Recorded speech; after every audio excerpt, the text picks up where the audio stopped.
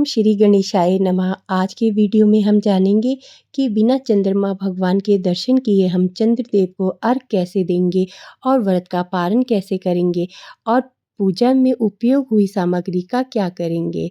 तो फिर आइए पूजा शुरू करते हैं। सबसे पहले आसन साफ कर लेंगे। देखिए, सुबह स्नान आदि करके हम एक चौकी लगा लेंगे और चौकी पर लाल रंग का कपड़ा बिछाकर वहां पर गणपति जी को आसन देंगे। आसन के लिए थोड़े से अक्षत्र और पुष्प रखकर हमने गणेश भगवान जी को विराजमान कर दिया है। सबसे पहले आसन शुद्ध कर लेंगे, फिर गणेश जी को जल के छींटे देकर स्नान करा लेंगे। फिर देसी घी का दीपक देंगे। इसके बाद गणेश भगवान जी को सिंदूर अक्षत से तिलक करेंगे। पूजा में हमेशा साबुत चावल यूज़ करने चाहिए। इसके बाद हम उन्हें पुष्प समर्पित करेंगे। पुष्प हमें गणेश जी भगवान के पास और दीपक के पास दोनों तरफ हमें पुष्प अर्पित करने हैं। इसके बाद हमें उन्हें कलावा या जनेऊ जो आपके पास आसानी से मिल जाए वह उसे समर्पित करेंगे। फिर गणेश भगवान जी की सबसे प्रिय दुर्वा घास उन्हें समर्पित करेंगे। आप एक साथ काफ़ी सारी दुर्वा घास किसी पार्क से ले आए और रोज़ थोड़ा थोड़ा गणेश भगवान जी को समर्पित करेंगे। अब गणेश भगवान जी को भोग लगाएंगे। भोग लगाने में लड्डू का भोग लगाएंगे।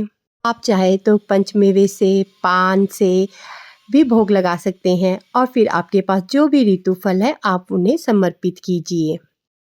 फिर अगर आपने व्रत किया है तो व्रत में कथा सुननी जरूरी है, तो फिर हाथ पर थोड़े से पुष्प और अक्षत लेकर कथा सुनेंगे। कथा सुनने के लिए मैंने अलग से एक वीडियो बनाया है, वो चैनल पर डाल दिया है, आप वहां जाकर सुन लीजिए। फिर बाद में कथा सुनने के बाद फूल और अक्षत भगवान गणेश के चरणों में समर्पित कर देंगे। कथा के बाद हमें आरती करनी है। आरती हम गाय के शुद्ध घी के दीपक से भी करेंगे और या तो कपूर आरती करेंगे, धूप आरती करेंगे। तो अभी मैं कपूर की आरती कर रही हूँ। कोशिश कीजिए जब भी आरती करें तो घर के सभी सदस्यों को बुलाकर आरती करें। आरती करने के बाद फिर गणेश भगवान से पूजा में हुई गलतियों के लिए क्षमा याचना करेंगे और उनसे अपनी मनोकामना पूर्ण करने के लिए भगवान से प्रार्थना करेंगे। तो इस तरह से फ्रेंड्स, सुबह की जो हमारी पूजा है वो समाप्त हो जाएगी। अब शाम को हमें चंद्रमा को अर्घ देना है, तो वो पूजा कैसे करेंगे? तो वो उसके बाद ही व्रत का पारण होता है। लेकिन चतुर्थी के दिन चंद्रमा के दर्शन नहीं किए जाते हैं। भादो माह की जो चतुर्थी होती है उस दिन हम भगवान गणेश का जन्म हुआ था। उसी दिन चंद्रदेव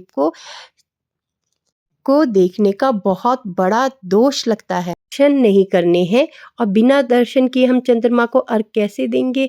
उसके लिए हम घर के अंदर ही एक परात ले लेंगे। परात पर मैंने यहाँ पर स्वास्तिक का चिन्ह बना लिया है और एक लोटे पर थोड़ा शुद्ध जल, गंगा जल भर लिया है, पुष्प डाल लिए, अक्षत डाल लिए, दुर्वा घास डाल ली है और घर के अंदर ही हम चंद्र भगवान को अर्घ देकर अपना व्रत पूरा करेंगे।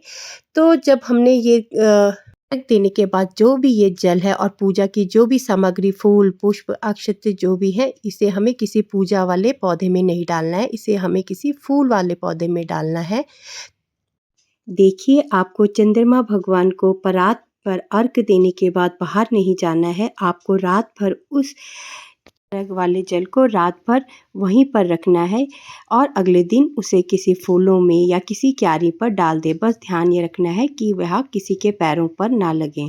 फिर जो दक्षिणा हमने दान में निकाली है वो हम किसी को दान कर देंगे और बाकी की जितनी भी चीज़ें, प्रसाद, मिष्ठान, ये परिवार के सदस्यों में भोग के रूप में, प्रसाद के रूप में सब में बांट देंगे। आपको मेरा वीडियो पसंद आया होगा तो ज़रूर लाइक करें।